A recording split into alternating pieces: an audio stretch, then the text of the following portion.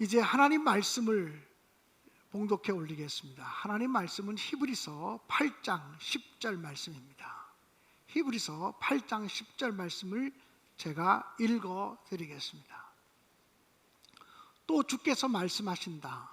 그날 뒤에 내가 이스라엘 집과 맺을 언약은 이것이니 나는 내 율법을 그들의 생각 속에 넣어주고 그들의 마음에다가 새겨줄 것이다.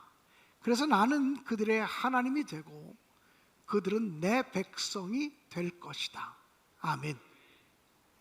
사랑하는 여러분, 지난 한 주간 동안 주님께서 여러분에게 무슨 말씀을 하셨습니까? 하나님께서 여러분에게 무엇라고 말씀하셨습니까?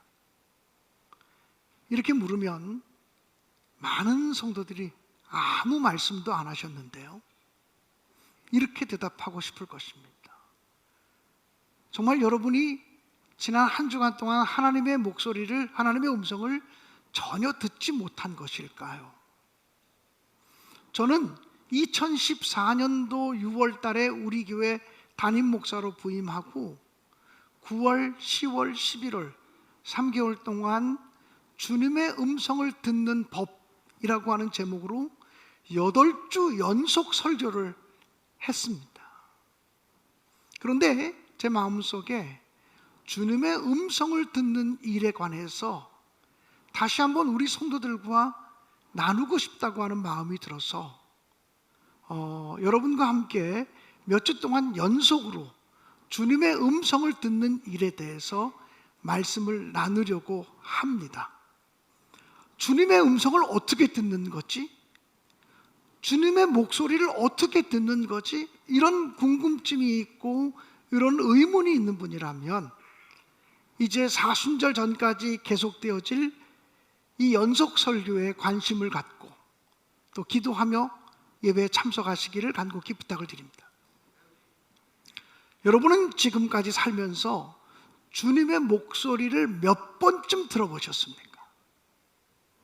주님의 목소리를 몇 번쯤 들어보셨냐고 물으면 이 질문은 우리의 마음을 불편하게 합니다. 수십 년 동안 예수를 믿었는데 주님의 음성을 한 번도 안 들었다고 말하기는 부끄럽고, 주님의 음성을 들었다고 말하기는 자신이 없고, 이런 것들이 너무나 많은 것이 우리들의 형편이기 때문에 그렇습니다. 정말 그렇지 않습니까? 여러분이 그렇게 생각하는 이유는 주님의 음성을 못 들어서가 아니라 주님의 음성을 듣는 일에 대해서 오해를 하고 있고 잘 배우지 못했기 때문이라고 생각이 되어집니다. 요한복음 1장 12절에 보면 이런 말씀이 기록이 되어져 있습니다. 영접하는 자, 곧 그 이름을 믿는 자들에게는 하나님의 자녀가 되는 권세를 주셨나니 라고 말했습니다. 예수를 구주로 영접하면 하나님의 자녀가 되는 특권이 주어진다는 것입니다. 예수를 구세주로 고백하면 우리는 하나님의 아들이 되고 하나님의 딸이 되어질 수 있다는 말씀입니다. 그래서 하나님을 가리켜서 아버지라고 부르게 됩니다. 하나님 아버지. 여러분, 자녀들이 아버지의 음성을 몇 번쯤 듣는 것이 정상입니까? 그 아버지 속에는 어머니도 포함돼도 괜찮습니다. 우리가 살아오면서 부모님의 목소리를 몇 번쯤 들어보셨습니까? 하나님 아버지 말고 여러분의 육신의 아버지, 육신의 어머니의 목소리를 지금까지 여러분은 몇 번쯤 들어보셨습니까? 10번입니까? 100번쯤 들으셨습니까? 아니, 한 1000번쯤 들으셨습니까? 정답이 있다면 헤아릴 수 없다라는 것입니다. 자녀가 태어나면 부모님은 하루에도 수백 번씩 아이의 이름을 불러줍니다.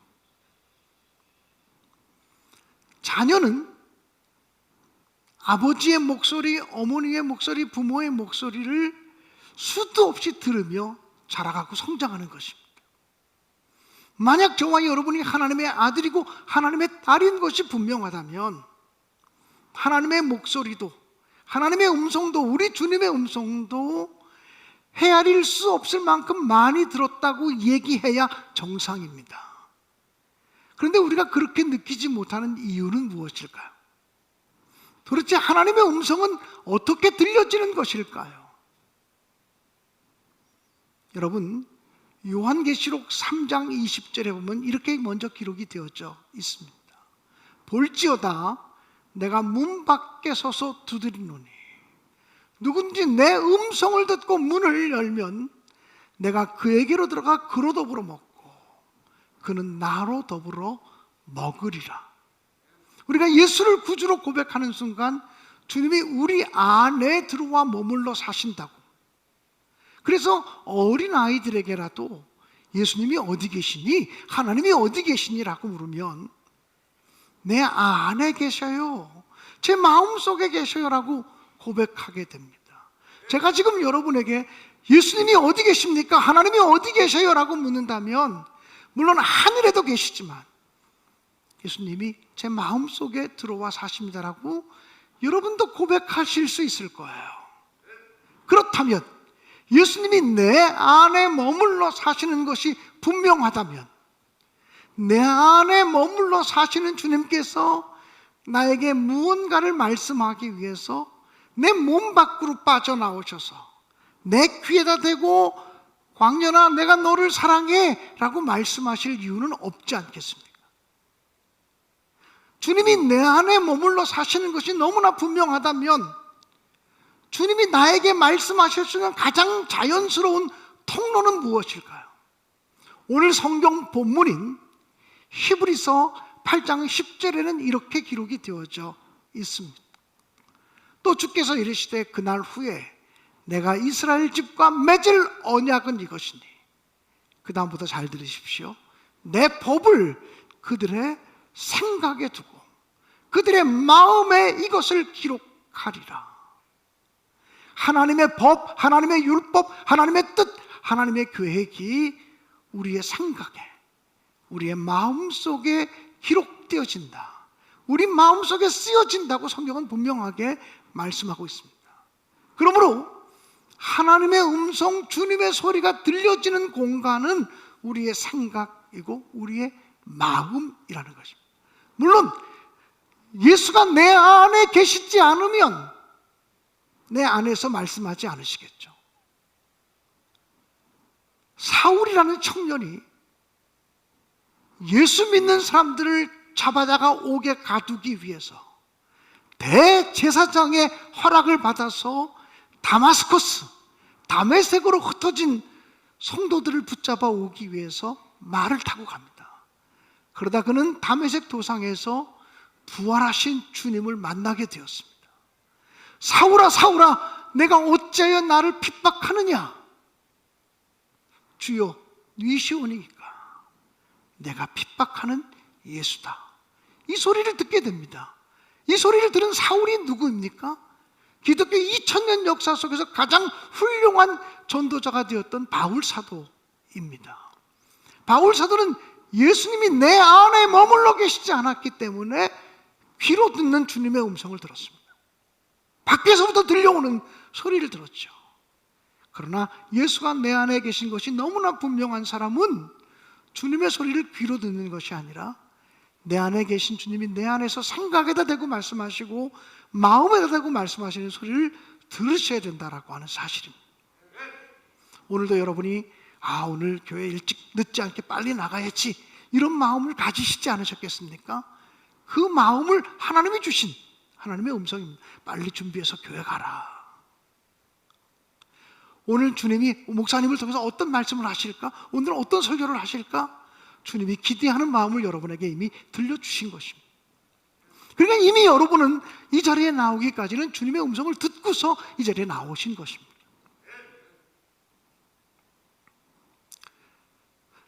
그러나 우리가 주의해야 될 일이 있습니다. 우리의 생각, 우리의 마음이라고 하는 공간은 하나님의 소리만 들려지고 하나님의 음성만 기록되는 것이 아닙니다. 다른 소리들도 기록되어질 수 있고 다른 소리들도 들어올 수 있습니다. 대표적으로 우리의 마음, 우리의 생각이라고 하는 공간에 들어오는 주님의 소리가 아닌 소리가 있다면 사탄의 소리입니다. 사탄도 여러분의 마음과 생각 속에 사탄의 악하고 더럽고 나쁜 생각을 집어넣을 수 있습니다. 내 허락과 내 의지와 상관없이 내 허락을 받지 않고도 사탄이 내게 그런 마음을 집어넣을 수 있습니다. 요한복음 13장 2절에는 이렇게 기록되어져 있습니다. 마귀가 벌써 시몬의 아들 가롯 유다의 마음에 예수를 팔려는 생각을 넣었더라. 예수님의 12명의 제자 가운데 한 사람이었던 가롯 유다가 어느 날 예수를 팔고 싶은 생각이 들었습니다. 이게 자기 생각인 줄 알았는데 사실은 성경을 보니까 마귀가 벌써 시몬의 아들 가롯 유다의 마음에 예수를 팔려는 생각을 집어넣었다 그랬어요. 사단은 우리에게 허락받고 생각을 집어넣지 않습니다. 우리 의지와 상관없이 사단의 생각이 우리에게 들어올 수 있습니다. 새가 내 머리 위로 지나가는 것을 막을 수 없는 것처럼 사탄이 우리에게 갑자기 넣어주는 생각을 막을 수 있는 사람은 한 사람도 없습니다. 사탄이 넣어주는 생각은 매우 충동적인 생각입니다. 더럽거나 추하거나 음란하거나 끔찍한 생각들입니다. 내 마음속에 갑자기 그런 생각이 들었어도 지금 내가 이런 생각을 하고 있다라고 얘기하기가 부끄러운 생각들은 거의 대부분 사탄이 넣어준 생각들입니다. 내 마음속에 갑자기 더럽고 추한 생각이 들어오는데 이거는 아내에게도 얘기할 수 없고 남편에게도 얘기할 수 없고 자식에게도 얘기할 수 없고 친한 친구에게도 감히 얘기할 수 없는 충동적인 생각이 스쳐 지나갈 수 있습니다. 이런 생각이 사탄이 넣어준 생각입니다. 가끔 교인들이 저를 찾아와서 그런 얘기를 합니다. 목사님, 저는요 그때 너무나 얼마나 억울한 일을 당했는지, 얼마나 속상한 일을 당했는지, 얼마나 원통한 일을 만났는지 그때 일을 생각하면요 자다가도 벌떡 일어나게 됩니다. 생각하면 생각할수록 속상해서 견딜 수가 없어요. 생각하면 생각할수록 원통해서 견딜 수가 없어요. 이런 얘기를 하는 사람이 있습니다. 여러분, 제가 질문합니다. 생각하면 생각할수록 속상하고 원통하고 자다가도 벌떡 일어나는 생각은 누가 넣어준 생각 같습니까? 하나님은 우리에게 평화를 주시기 원하는데 그 생각 누가 넣어준 것 같습니까? 100% 마귀 사탄이 집어넣어준 생각입니다. 여러분, 눈사람 만들어 보셨습니까? 눈사람 만들어 보지 않은 사람은 아마 한 사람도 없을 것입니다. 눈사람 만들 때 어디서부터 시작합니까? 눈사람을 만들 첫 번째 출발이 어떻게 됩니까? 한 덩어리의 눈을 뭉치는 겁니다. 주먹보다 작게. 그리고 그것을 눈밭에 또르르 굴립니다. 이만큼 커집니다. 또 두루루 굴립니다. 이만큼 커집니다. 두루루 굴립니다. 이만큼 커집니다. 나중에 너무 많이 굴리면 내 힘으로 움직일 수 없고 그것에 내가 깔릴 수 있을 만큼 크게 굴릴 수도 있습니다. 생각이라는 것이 그렇습니다. 생각은 굴리면 굴릴수록 커집니다. 원통한 생각 굴리면 원통함이 커집니다. 속상한 생각 굴리면 속상함이 커집니다. 분노의 생각 굴리면 분노의 생각이 커집니다. 미움과 시기와 원망과 질투의 생각 굴리면 굴릴수록 커집니다. 생각하면 생각할수록 속상한 생각은 빨리 버리셔야 됩니다. 그건 여러분의 생각이 아니고 사탄이 넣어준 생각이기 때문에 그렇습니다. 사랑하는 여러분, 우리 마음이라고 하는 공간, 우리 생각이라고 하는 공간에 자아의 생각이 들어올 수 있습니다. 자아의 생각이란 내 생각, 자기 생각이라고도 말할 수 있습니다. 사사기 21장 25절에 보면 이렇게 말씀이 기록되어져 있습니다. 그때 이스라엘의 왕이 없으므로 사람이 각기 자기 소견에 옳은 대로 행하였더라. 이것이 사사시대를 설명하는 대표적인 성경 구절입니다. 이스라엘의 왕이 없었기 때문에 각자 자기 소견에, 자기 생각에 옳은 대로 살아갔다는 거예요. 여러분, 자기가 생각할 때 옳은 대로 살아간 것은 잘했다는 말입니까? 잘못했다는 말입니까? 헷갈리죠? 여러분, 우리들의 시대에는 내가 생각하기에 나쁜 일인 줄 알면서도 행하는 그런 사람들이 있어서 자기 생각에 옳은 것만 하고 살아도 괜찮은 사람처럼 보여지기도 합니다. 가끔은 목사인 저를 찾아와서 어떤 교인들이 그런 얘기를 합니다. 목사님, 저는 지금까지요, 내가 생각하기에 나쁘다고 하는 일은 안 하고 살았습니다. 내가 생각할 때 악하다고 하는 일은 안 하며 살았습니다. 그렇게 얘기하는 교인들의 이야기를 종합해 드리면, 목사님, 제가 꽤 괜찮은 사람이라는 걸 아셔야 됩니다. 제가 꽤 괜찮은 사람입니다라고 자기를 항변하고 있는 것입니다. 여러분, 자기 생각이라고 하는 것은 어떤 특징을 가지고 있냐면, 자아의 생각이라는 것은 어떤 특징을 가지고 있냐면 매우 합리적이고 논리적이고 타당한 생각입니다. 어떤 사람의 얘기든지 그 사람의 입장에서 들으면 타당합니다. 그 사람의 형편에서 들으면 논리적이고 타당하고 합리적인 생각입니다. 그런데 자아의 생각을 깊이 파고 들어가면 철저히 자기중심적인, 철저히 이기적인, 내가 손해보지 않겠다, 내 기분 상하지 않겠다, 내 자존심 지키겠다, 내 체면 지키겠다라고 하는 생각에서부터 출발하는 이기적이고 그리고 매우 자기중심적인 생각입니다. 겉으로는 논리적이고 타당하고 합리적인 것으로 포장하고 있지만 파고 들어가면 자기중심적이고 이기적인 생각이 자아가 주는 생각이라는 것입니다. 자아의 생각을 가지고 살아가면 10사람이 모이면 10생각입니다. 100사람이 모이면 100가지 생각입니다. 하나됨 있을 수 없습니다. 평화 존재할 수 없습니다. 부부가 함께 살아도 40년, 50년을 한 입을 덮고 자라도, 한 입을 덮고 잠을 자도 남편의 생각과 아내의 생각은 끝까지 다를 수밖에 없습니다. 내가 낳은 자식이라고 부모의 생각과 자녀의 생각이 같습니까? 절대 그렇지 않습니다. 자아의 생각은 다 자기 중심성을 가지고 있어서 하나 되지 못하게 하는 특징을 가지고 있습니다. 이 자아의 생각을 붙들고 살면 절대로 하나 될 수 없습니다.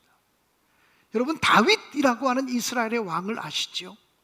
다윗 왕은 통일 이스라엘을 만들고 난 다음에 예루살렘을 수도로 정하고 실로에 있던 하나님의 임재를 상징하는 법궤를 예루살렘 성전으로 옮겨올 계획을 세웠습니다. 하나님의 임재를 상징하는 법궤를 어떻게 옮겨야 되어질까? 어떻게 옮겨야 될까? 최선을 다해야지, 정성을 다해야지, 이런 마음을 가졌습니다. 그래서 다윗은 새 수레를 만들었습니다. 하나님의 법궤를 헌 수레에다가 실어 나눌 수는 없겠기에 새 수레를 만들었습니다. 그리고 새로 그 수레를 몰 수 있는 소들을 준비했습니다. 그리고 군사 3만 명을 대동했습니다. 3만 명의 군사가 호위하면서 법궤를 움직이겠다는, 장엄하게, 안전하게, 멋지게 최선을 다해서 법궤를 옮기겠다는 계획을 세웠습니다. 그리고 법궤를 옮겨오다가 나곤의 타작마당이라고 하는 곳에 이르렀을 때 갑자기 법궤를 모는 소들이 막 뛰기 시작했습니다. 법궤를 모는 소들이 뛰기 시작하니까 법궤를 실은 그 수레가 막 흔들리기 시작할 거 아니겠습니까? 흔들리니까 자칫 잘못하면 법궤가 쏟아지게 생겼어요. 하나님의 임재를 상징하는 법궤가 쏟아지면 큰일 나니까 법궤 운반 책임을 맡고 있던 웃사라고 하는 사람이 흔들리는 법궤를 붙잡았거든요. 흔들리는 법궤를 붙잡는 순간 으악! 그러고 즉사하고 말았습니다. 성경에 기록된 얘기예요. 만화 같은 얘기지만 성경에 기록된 얘기예요. 법궤를 옮기다가 사람이 죽는 사고가 생겼어요. 두려워서 더 이상 법궤를 예루살렘 성전으로 옮겨갈래야 옮겨갈 수가 없어서 법궤 옮기는 걸 중단하고 다시 원래 위치까지 올려놓으니 그것도 불안하고 무서워서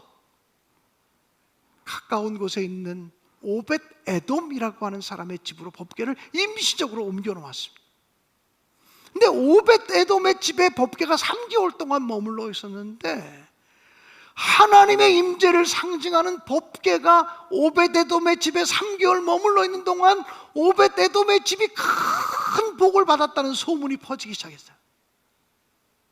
하나님이 함께 하시니까 큰 복을 받는 거죠. 다윗의 마음속에 혼란함이 생겼을 거예요. 법궤를 옮기는 그 자체가 하나님의 뜻이 아니라면 오벳 에돔의 집도 화를 당하거나 불행한 일을 만났어야 되는데, 법궤를 임시 갖다 놓았던 오벳 에돔의 집은 법궤가 들어오면서 복 받았어. 그렇다면 법궤를 옮기다가 왜 법궤를 붙잡은 사람은 죽은 것일까? 이거 어떻게 해석해야 되는 것일까? 3개월이 지난 다음에 다윗은 다시 법궤를 옮겨오기 시작해요. 저는 그 3개월은 다윗이 성경을 공부하는 시간이었다고 생각해요. 요즘 우리가 매일 성경을 새벽마다 묵상하면서 민수기의 말씀을 읽어가고 있어요. 민수기의 말씀에 보면 법궤를 옮길 때는 고핫 자손, 레위 지파에 속한 고핫 자손들이 법궤를 어깨에 메고 움직여야 된다고 되어져 있어요. 법궤는 하나님의 임재를 상징하는 것이기 때문에 물건 취급하듯 수레에 실어서 날라서는 안 된다. 법궤 그 자체가 바로 하나님이기 때문에 하나님을 물건 취급하듯 수레에, 마차에 실어서 옮기면 안 된다. 법궤는 구별되어진 레위 지파 고핫 자손들이 조심스럽게 어깨에 메고 인격적으로 옮겨야 된다라고 기록이 되어져 있단 말이에요. 다윗은 그걸 몰랐어요. 다윗이 왕이 되었지만 성경에 대해서 무식하기 그지없는 사람이었다고. 다윗이 최선을 다했어요. 3만 명의 군사를 대동하고 새로운 수레를 준비하고 하나님의 법궤를 어떻게 하면 정성스럽게 옮길 수 있을까 최선을 다하고 열심을 냈을 거예요. 여러분 잘 들으세요. 하나님의 뜻을 모르면, 하나님의 계획을 모르면 내 열심이 죄가 될 수도 있어요. 내 정성이 화가 될 수도 있어요. 나 최선을 다했는데, 나 정성을 다했는데, 정성을 다하고 최선을 다하고 열심을 다하는 것보다 더 중요한 것은 무엇이죠? 하나님의 뜻을 아는 거예요. 하나님의 계획을 아는 거예요. 하나님의 말씀을 아는 거예요. 그래서 하나님의 말씀을 모르면 20년, 30년, 40년 습관적으로 예수를 믿어도 바르게 하나님을 섬기는 법을 못 배울 수 있다는 거예요. 왜 성경을 배워야 되느냐? 왜 말씀을 읽어야 되느냐? 왜 말씀을 묵상해야 되느냐? 왜 목사님들에게 말씀을 배워야 되느냐? 이유가 거기 있는 거예요. 여러분, 담임 목사로서 권고해요. 우리 교회에 많은 성경 공부 프로그램이 있어요. 우리 교인들에게 외부에서 어디 가서 성경책 잘 배워준다고 성경 공부하자고 하는 모임 절대 가지 마세요. 100% 이단이에요. 요즘의 시대에 100% 이단. 특별히 요한계시록 잘 가르쳐준 데 가서 배우라. 100% 이단이에요. 가지 마세요. 거짓말이에요. 여러분, 비유풀이 가르쳐주겠다. 이단이에요. 주기도문 가르쳐주겠다. 교회에서 배우세요. 다 가르쳐드려요. 신학을 정상적으로 공부한 사람에게 배워야 돼요. 무슨 말인지 아시겠죠? 혹시 그런 사람 있으면 저한테 신고해 주세요. 신고해 주세요. 그거는 제가 교회를 영적으로 바르게 치리해 가기 위한 방편이기도 해요. 사랑하는 여러분, 다윗은 하나님의 법궤를 잘 모시려고 하는 열정은 있었지만 하나님의 뜻을 몰랐기 때문에 그런 실수를 범한 거죠. 그리고 다음에 3개월이 지난 다음에 다윗은 레위 지파에 속한 고핫 자손들을 통해서 법궤를 어깨에 메고 옮겨서 다윗성까지 법궤를 옮겨왔다고 하는 이야기가 성경에 기록되어지죠. 내 생각, 자아의 생각이 최고인 줄 생각하고 살지 마세요. 논리적이고 합리적이고 타당하다고 그것이 다 좋은 생각은 아니에요. 자아의 생각은 깊이 파고 들어가면 자기중심적이고 이기적이고 여기서 출발하는 생각이기 때문입니다. 우리의 마음이라고 하는 공간, 우리의 생각이라고 하는 공간 속에는 하나님의 소리가 기록될 수 있어요. 하나님의 법이 쓰여질 수 있어요. 오늘 성경이 그렇게 얘기하죠. 그날 이후에는 신약 시대를 특별히 말하는 거예요. 예수 그리스도 이후를 말하는 거예요. 그날 이후에는 내 법을 너희의 생각에 두고 너희의 마음에 그것을 기록하리라고 말씀하고 있어요. 그러므로 사랑하는 여러분, 하나님의 소리의 특징이 뭔지를 아시면 좋겠어요. 누가복음 22장 42절은 이렇게 기록이 되어져 있습니다. 이르시되 아버지여, 만일 아버지의 뜻이거든 이 잔을 내게서 옮기시옵소서. 그러나 내 원대로 마시고 아버지의 원대로 되기를 원하나이다. 이 기도는 예수님께서 십자가를 지시기 직전 겟세마네 동산에서 기도하는 기도문이에요. 여러분 너무나 잘 아시고 많이 들었던 기도문이에요. 근데 예수님도 처음에는, 육신을 가진 예수님도 아버지요, 만일 아버지의 뜻이거든 이 잔을, 이 죽음의 잔을, 이 고난의 잔을, 이 수치의 잔을, 이 십자가를 내가 지지 않게 해주십시오. 이 잔을 내게서 옮겨주십시오라고 기도했어요. 이것은 예수님의 기도도 자아의 생각으로부터 출발했다고 하는 것을 말씀하고 있는 거예요. 육신을 가진 예수님이니까 고난당하는 게 두렵고 수치와 옷벗김을 당하고 수치와 치욕을 당하는 것이 부끄러워서 할 수만 있다면 이 잔을 내게서 지나가게 해달라고 기도했어요. 그러나 내 뜻대로 마시고 내 원대로 마시고 아버지의 원대로 되기를, 아버지의 뜻대로 되기를 원하나이다라고 기도하셨어요. 아버지의 뜻은 십자가를 지는 것이었고 하나님 아버지의 뜻은 온 인류의 죄를 용서하기 위해서 예수님이 대신 죽으시고 대속 제물이 되시는 것이었기 때문이었습니다. 그 길은 희생하는 길이요, 그 길은 고난받는 길이요, 그 길은 낮아지는 길이요, 그 길은 수치와 멸시를 당하는 길이었어요. 여러분, 하나님의 음성은 어떤 특징을 가지고 있는 줄 아세요? 하나님의 음성의 특징은 철저하게 자기 희생적이에요. 철저하게 자기 희생적이고, 그리고 나 중심이 아니라 다른 사람 중심이에요. 하나님의 생각은 충동적이지 않아요. 하나님의 생각은 조용하지만 평화로워요. 하나님의 생각은 변덕스럽지 않아요. 자아의 생각은 변덕스러워요. 예를 들어 볼게요. 우리가 교회에서 신앙생활 하다가도 갑자기 어떤 권사님하고 마음이 불편해질 수 있어요. 사람의 마음이 불편해질 때 보면 사소한 걸로 불편해지거든요. 같이 신앙생활 잘했는데 갑자기 저 집사님, 저 권사님 때문에 마음이 불편해질 수 있어요.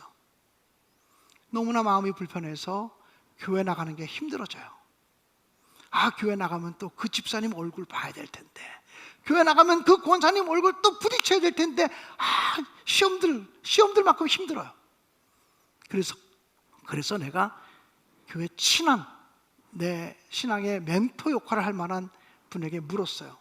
내가 아무개 집사님과 정말 친하게 지냈는데 무슨 일 하나 때문에 불편한 일이 생겼다고. 근데 내가 이러면 안 되지. 그리고는 내가 먼저 찾아가서 인사했다고. 내가 먼저 찾아가서 악수를 건넸다고. 근데 그 사람이 내 인사를 안 받고 쌩 하고 지나가 버리더라고. 나 얼마나 마음이 두근두근 거리는지, 교회 다니는, 교회 오는 게 두렵고 힘들다고 이렇게 얘기를 했어요. 그랬더니 자기 신앙의 멘토가 되는 사람이 뭐라고 말해요? 그래도 김 집사가 참고 인내해, 사랑해야지, 그게 주님의 명령이야. 그래야 되겠죠. 그 다음 주도 자기가 먼저 찾아가서 인사했어요. 먼저 가서 섬겼어요. 먼저 가서 손을 내밀었어요. 근데 아직 그 권사님은 마음이 안 풀렸는지 쌩하니 돌아서 버리고 마네요. 지난주 받은 상처보다 훨씬 더 큰 상처가 몰려오기 시작했어요. 그 다음 주도 자기가 먼저 다가갔는데 또 그래요. 이제는 교회 가는 것 자체가 싫어요. 목사님 설교 아무리 은혜로도 나 그 교회, 그분 만나는 거 싫어서 교회 못 나가겠다, 이런 생각이 들어요. 여기 그런 생각 가지고 있는 분들 많을 수도 있어요. 오늘 그런 생각 가지고 있는 분이 있다면 말씀으로 해결받으시기를 간곡히 부탁드려요. 여러분, 그래서 그 얘기를 자기 신앙의 멘토가 되는 분이 상담하던 얘기했어요. 내가 그렇게 2번, 3번, 4번 다가가서 인사하고 악수해도 나를 외면하는 그 사람 때문에 내가 신앙생활을 못하겠다고. 그랬더니 이제 그분이 이렇게 말해요. 야, 너 참을 만큼 참았다. 너 할 만큼 했다. 너도 사람인데 어떻게 더 참냐. 한번 만나면 해붙여라. 그렇게 얘기할 수 있어요. 사람은 처음에는 참으라 그랬다가, 처음에는 사랑하라 그랬다가, 처음에는 용서하라 그랬다가, 네가 인내하라 그랬다가도 너 할 만큼 했다, 이제는 해붙여라, 이렇게 변할 수 있어요. 근데 그 문제를 가지고 사람에게 상의하지 않고 하나님께 기도했어요. 하나님, 어떻게 하면 좋아요? 2번, 3번을 내가 먼저 다가가서 인사하고 악수해서라도 그 사람이 외면해요. 내가 마음이 힘들어서 교회를 다닐 수가 없어요. 내가 신앙생활을 할 수가 없어요. 그랬더니 하나님이 너 참을 만큼 참았다. 한번 세게 해붙여라. 하나님이 그러시는 적이 있을까요? 없어요? 없을까요? 없어요. 하나님은 그렇게 말씀하지 않아요. 하나님은 사랑으로 시작했으면 끝까지 사랑이고, 용서로 시작했으면 끝까지 용서고, 인내로 시작하면 끝까지 용서고, 인내고 70번씩 7번까지 하루에도 70번씩 7번까지 용서하라는 거야. 이게 하나님의 뜻이에요. 그래서 우리는 하나님의 뜻을 따라가는 것이 너무나 힘들어요. 그 길이 너무 좁은 길이에요. 눈물 흘리며 따라가야 되는 길이에요. 어떤 때는 하나님, 나 정말 하나님 못 믿겠어요, 너무 힘들어요 라고 외면하고 싶은 일들이 너무 많은 거예요. 사랑하는 여러분, 하나님의 소리는, 주님의 소리는 철저하게 자기희생적이고 나 중심적이 아니라 다른 사람 중심적이에요. 그리고 이것은 변덕스럽지 않아요. 일정해요. 그래서 우리가 주님의 소리를 붙들고 사는 것이 너무 어려워요. 안 들려서가 아니라 그런 마음의 소리, 그런 생각이 들려오지만 에이, 그리고 한 번에 주님의 소리를 묵살해버리고 마는 거예요. 에이, 내가 사람인데, 나도 자존심이 있는데, 나도 배알이 있지, 그리고 묵살해버리고 마는 거예요. 그래서 우리는 20년, 30년, 40년 예수 권사가 되고 장로가 돼도 우리의 성품이, 우리의 인격이 변하지 않는 거예요. 예수 닮은 사람으로 변화되어져 않는 거예요. 다 자기 생각 붙들고 살아가는 거예요. 사단이 넣어준 생각 붙들고 사단의 종로로 타며 살아가고 있는 거예요. 제가 이번 주부터 한 7주가 될지 8주가 될지 9주가 될지 모르지만 하나님의 음성을 듣는 일에 대해서 여러분과 진솔하게 대화를 나누기 원해요. 여러분이 정말 이번 기회를 통해서 하나님의 음성을 듣는 일에 대해서 나름대로 좀 해답을 얻는 그런 시간이 되기 원하고, 저도 그런 마음으로 말씀을 준비해 가도록 하겠습니다. 여러분, 독일의 유명한 목사 가운데 보네포라고 하는 목사님이 계세요.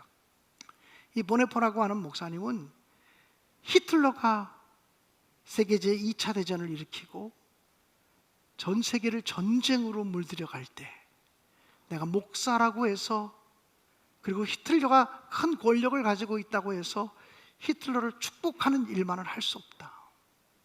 잘못된 운전자가, 미친 운전사가 그 미친 차를 몰고 있다면 내가 그 미친 운전사가 모는 차에 치인 사람만 목사라고 간호해 줄 수 없다.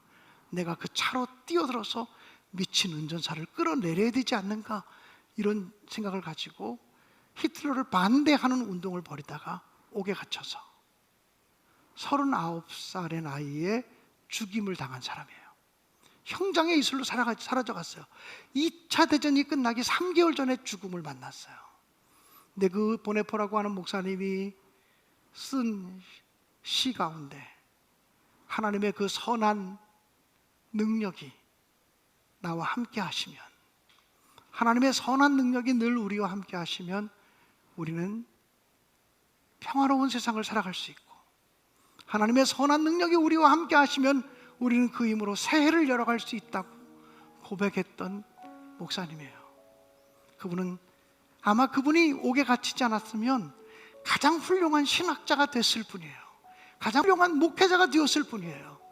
근데 그분은 주옥과 같은 시들을 남기고 주옥과 같은 글들을 남기면서 39살밖에 살지 못했지만 후대에 목회하는 우리들을 부끄럽게 만드는 정의롭고 진실한 목회자였어요.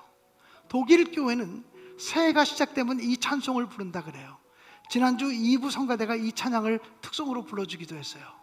그리고 오늘 이 시간에는 독일 사람들이 새해를 열어갈 때 많이 부르는 선한 능력으로라는 찬양을 우리의 고백으로 함께 부르면서 금년 한 해 하나님 선한 능력으로 승리하겠습니다, 주님이 주시는 생각을 붙들고 승리하겠습니다, 주의 말씀으로 승리하겠습니다라는 고백을 드릴 수 있는 이 시간이 되어지기를 원합니다.